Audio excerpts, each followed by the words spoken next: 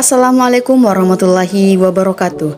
Perkenalkan, saya Sri Rahmadani dengan NIM 2104045010008 dari BK3A akan menjelaskan mengenai teori humanistik dari Abraham Maslow. Selamat menyaksikan.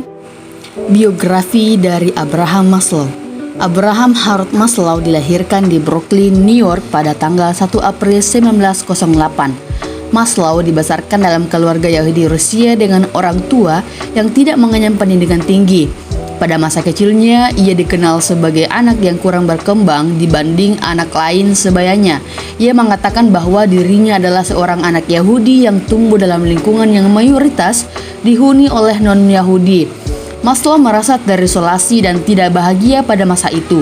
Ia bertumbuh di perpustakaan di antara buku-buku. Ia awalnya berkuliah hukum, namun pada akhirnya, ia memilih untuk mempelajari psikologi dan lulus dari Universitas Wisconsin. Pada saat ia berkuliah, ia menikah dengan sepupunya yang bernama Bertha pada bulan Desember 1928 dan bertemu dengan mentor utamanya yaitu Profesor Harry Harlow. Ia memperoleh gelar bachelor pada tahun 1930, master pada 1931 dan gelar PhD pada tahun 1934. Maslow kemudian memperdalam riset dan studinya di Universitas Columbia dan masih mendalami subjek yang sama. Selanjutnya yaitu hakikat teori kepribadian Maslow. Teori kepribadian dari Abraham Maslow mempunyai beberapa sebutan seperti teori humanistik, teori transpersonal, dan teori aktualisasi diri. Akan tetapi, Maslow menyebutnya sebagai teori holistik dinamis karena teori ini menganggap bahwa keseluruhan orang terus-menerus termotivasi oleh satu atau lebih kebutuhan dan mempunyai potensi untuk aktualisasi diri. Untuk meraih aktualisasi diri, orang harus memenuhi kebutuhan di level yang lebih rendah. Setelah merasa cukup puas pada masing-masing kebutuhan, maka mereka bisa mencapai aktualisasi diri. Teori kepribadian ini dibuat berdasarkan beberapa asumsi dasar mengenai motivasi. Salah satunya asumsi mengenai motivasi yang mana kebutuhan-kebutuhan dapat dibentuk menjadi sebuah hierarki. Konsep hierarki kebutuhan yang diungkapkan Maslow beranggapan bahwa kebutuhan-kebutuhan di level rendah harus terpenuhi dahulu sebelum kebutuhan di level lebih tinggi. Kebutuhan yang membentuk hierarki ini adalah kebutuhan konatif, yang berarti kebutuhan yang memiliki karakter mendorong atau memotivasi. Selanjutnya yaitu dinamika kepribadian Maslow. Dinamika kepribadian menurut Maslow seperti yang telah disebutkan dalam struktur dan konsep kepribadian dalam bahasan sebelumnya, bahwa Maslow dalam buku Kue Suara tahun 1991 halaman 118, yakni banyak tingkah laku atau kepribadian manusia yang bisa diterangkan dengan memperhatikan motivasi individu untuk mencapai tujuan-tujuannya yang membuat kehidupan individu menjadi bermakna dan tercapainya kepuasan. Menurut Kue Suara tahun 1991 halaman 118, berdasarkan fakta yang ada menyebutkan bahwa jantung dari teori Maslow ini ialah proses motivasional manusia terutama dalam rangka memenuhi kebutuhannya. Menurut Maslow, manusia merupakan makhluk yang tidak pernah berada dalam kepuasan. Ketika satu kebutuhan sudah terpenuhi, maka ia akan termotivasi untuk mencapai kebutuhan di tingkat yang lebih tinggi. Begitu seterusnya. Sehingga kepuasan manusia bersifat sementara. Berdasarkan hal tersebut, Maslow mengajukan gagasan bahwa kebutuhan yang pada manusia adalah bawaan tersusun menurut tingkatan yang disebut dengan hierarki kebutuhan. Dalam pandangan Maslow, susunan kebutuhan-kebutuhan dasar yang bertingkat itu merupakan organisasi yang mendasari motivasi manusia yang menghasilkan dinamika kepribadian. Semakin individu dapat mampu memuaskan kebutuhan-kebutuhan yang tinggi, maka individu tersebut semakin mampu mencapai individualitas matang dan berjiwa sehat. Begitu pula sebaliknya. Selanjutnya yaitu struktur kepribadian Maslow. Struktur kepribadian Maslow menurutnya dipengaruhi oleh 5 kebutuhan, yaitu dari kebutuhan mendasar sampai kebutuhan paling tinggi. Yang pertama yaitu kebutuhan dasar atau kebutuhan fisiologis. Nah, ini adalah kebutuhan paling dasar pada setiap orang adalah kebutuhan fisiologis, yakni kebutuhan untuk mempertahankan hidupnya secara fisik. Kebutuhan-kebutuhan itu seperti kebutuhan akan makanan, minuman, tempat berteduh, tidur, dan oksigen. Kebutuhan-kebutuhan fisiologis adalah potensi paling dasar dan besar bagi semua pemenuhan kebutuhan di atasnya. Manusia yang lapar akan selalu termotivasi untuk makan, bukan untuk mencari teman atau dihargai. Manusia akan mengabaikan atau menekan dulu semua kebutuhan lain sampai kebutuhan fisiologisnya itu terpuaskan. Di masyarakat yang sudah mapan, kebutuhan untuk memuaskan rasa lapar adalah dengan gaya hidup. Mereka biasanya sudah memiliki cukup makanan, tetapi ketika mereka berkata lapar, maka yang sebenarnya mereka pikirkan adalah cita rasa makanan yang hendak dipilih, bukan rasa lapar yang dirasakannya. Tingkatan kebutuhan selanjutnya yaitu tingkatan kebutuhan akan rasa aman. Setelah kebutuhan-kebutuhan fisiologis terpuaskan secukupnya, muncullah apa yang disebut Maslow sebagai kebutuhan-kebutuhan akan rasa aman. Kebutuhan-kebutuhan akan rasa aman ini diantaranya adalah rasa aman fisik, stabilitas, ketergantungan, perlindungan, dan kebebasan dari daya-daya mengancam seperti kriminalitas, perang, terorisme, penyakit, takut, cemas, bahaya, kerusuhan, dan bencana alam. Serta kebutuhan secara psikis yang mengancam kondisi kejiwaan seperti tidak diejek, tidak direndahkan, tidak stres, dan lain sebagainya. Kebutuhan akan rasa aman berbeda dari kebutuhan fisiologis karena kebutuhan ini tidak bisa terpenuhi secara total.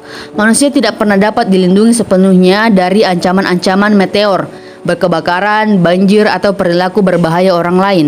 Selanjutnya yaitu kebutuhan rasa sayang dan dicintai. Jika kebutuhan fisiologis dan kebutuhan akan rasa aman telah terpenuhi, maka muncullah kebutuhan akan cinta, kasih sayang, dan rasa dimiliki. Kebutuhan-kebutuhan ini meliputi dorongan untuk dibutuhkan oleh orang lain agar ia dianggap sebagai warga komunitas sosialnya. Bentuk akan pemenuhan kebutuhan ini seperti bersahabat, keinginan memiliki pasangan dan keturunan, kebutuhan untuk dekat pada keluarga, dan kebutuhan antar pribadi seperti kebutuhan untuk memberi dan menerima cinta. Seseorang yang kebutuhan cintanya sudah relatif terpenuhi sejak kanak-kanak tidak akan merasa panik saat menolak cinta. Ia akan memiliki keyakinan besar bahwa dirinya akan diterima oleh orang-orang yang memang penting untuk dirinya. Kebutuhan selanjutnya yaitu kebutuhan akan rasa dihargai. Setelah kebutuhan dicintai dan dimiliki tercukupi, selanjutnya manusia akan bebas untuk mengajar kebutuhan egonya atas keinginan untuk berprestasi dan memiliki prestise. Maslow menemukan bahwa setiap orang yang memiliki dua kategori mengenai kebutuhan penghargaan, yaitu kebutuhan yang lebih rendah dan lebih tinggi. Kebutuhan yang lebih rendah adalah kebutuhan untuk menghormati orang lain, kebutuhan akan status, ketenaran, kemuliaan, pengakuan, perhatian, reputasi, apresiasi, martabat, bahkan dominasi. Kebutuhan yang tinggi adalah kebutuhan akan harga diri, termasuk perasaan, keyakinan, kompetensi, prestasi, dan lain-lain. Kebutuhan paling terakhir atau kebutuhan paling tinggi yaitu kebutuhan aktualisasi diri. Nah, tingkatan terakhir dari kebutuhan dasar Maslow adalah aktualisasi diri, yaitu kebutuhan untuk membuktikan dan menunjukkan dirinya kepada orang lain. Pada tahap ini, seseorang mengembangkan semaksimal mungkin segala potensi yang dimilikinya. Kebutuhan aktualisasi diri adalah kebutuhan yang tidak melibatkan keseimbangan, tetapi melibatkan keinginan yang terus-menerus untuk memenuhi potensi. Selanjutnya yaitu perkembangan teori humanistik Maslow. Nah, Maslow berpendapat bahwa kepribadian manusia dihasilkan dari motivasi manusia yang diorganisasikan ke dalam sebuah hierarki kebutuhan, yaitu suatu susunan kebutuhan yang sistematis. Suatu kebutuhan dasar harus dipenuhi sebelum kebutuhan dasar lainnya muncul. Kebutuhan itu mempunyai beberapa karakter sebagai berikut. Yang pertama yaitu kebutuhan yang lebih rendah dalam hierarki merupakan kebutuhan yang kuat, potensial, dan prioritas.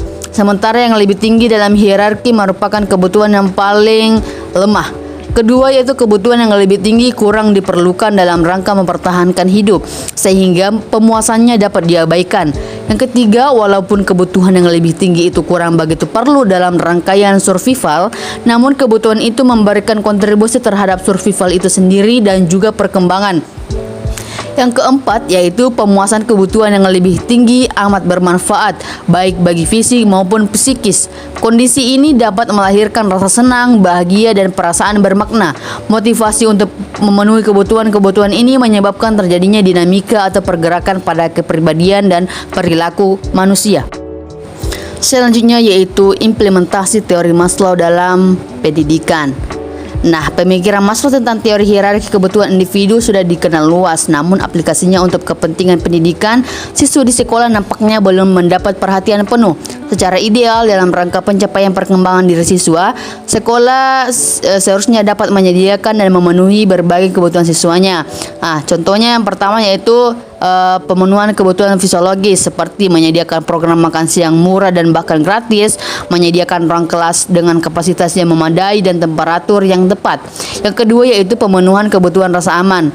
Nah, seharusnya sikap guru ini dapat menyenangkan, mampu menunjukkan penerimaan terhadap siswanya dan tidak menunjukkan ancaman atau bersifat menghakimi. Adanya ekspektasi yang konsisten mengendalikan perilaku siswa di kelas atau sekolah dengan menerapkan sistem pendisiplinan siswa secara adil. Yang ketiga yaitu pemenuhan kebutuhan kasih sayang atau penerimaan, seperti misalnya guru dapat menampilkan ciri-ciri kepribadian seperti kayak empati, peduli dan interest terhadap siswa, sabar, adil, terbuka, serta dapat menjadi pendengar yang baik. Serta guru dapat menerapkan pembelajaran individual dan dapat memahami siswanya. Dan juga pemenuhan kebutuhan harga diri seperti mengembangkan pengetahuan baru berdasarkan latar pengetahuan yang dimiliki siswanya, mengembangkan sistem pembelajaran yang sesuai dengan kebutuhan siswa. Terus yang kelima yaitu pemenuhan kebutuhan aktualisasi diri, seperti memberikan kesempatan kepada para siswa untuk melakukan yang terbaik, memberikan kebebasan kepada siswa untuk menggali dan menjelajah kemampuan dan potensi yang dimilikinya. Di sini saya akan menampilkan salah satu contoh video implementasi teori Maslow dalam pendidikan. Di sini saya mengambil dari teori kasih sayang dan dicintai, yaitu dari segi persahabatan. Jadi, mari kita saksikan bersama-sama.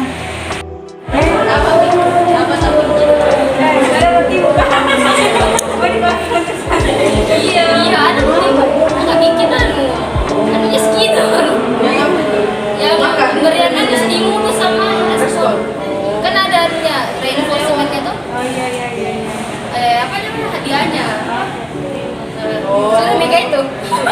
Sudah minta video. Tidak bisa kita.